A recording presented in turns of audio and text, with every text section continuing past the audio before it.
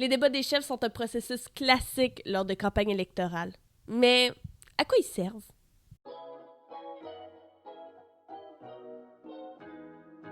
Tout d'abord, les débats des chefs fédéraux sont régis depuis le 30 octobre 2018 sous la Commission aux débats des chefs. Elle fera de ces débats un volet plus prévisible, fiable et stable des campagnes électorales fédérales.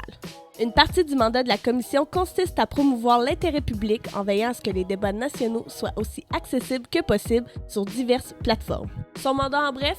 1. Conclure un contrat pour la production des débats. 2. Fournir gratuitement le signal. 3. Mobiliser les partis politiques, les médias, mais surtout les Canadiens. 4.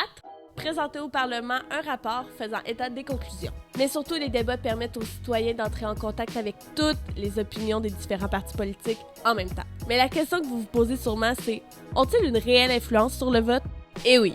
Selon Mireille Lalancette, professeure titulaire à l'UQTR, il y a de plus en plus de personnes indécises et de moins en moins de personnes avec des affiliations politiques partisanes. Donc, écouter le débat peut permettre de voir, par exemple, quel chef a été plus sympathique, lequel répond plus aux questions, qui a fait preuve d'empathie et ainsi de suite.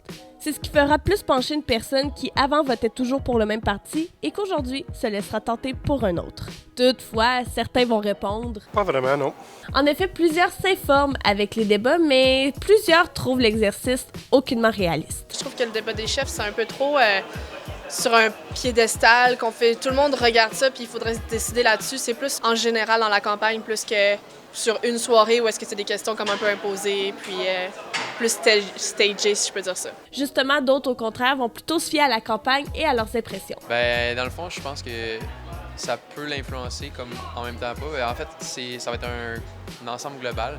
Je vais surtout prendre en compte ce qu'ils vont dire, mais aussi avec un jugement critique.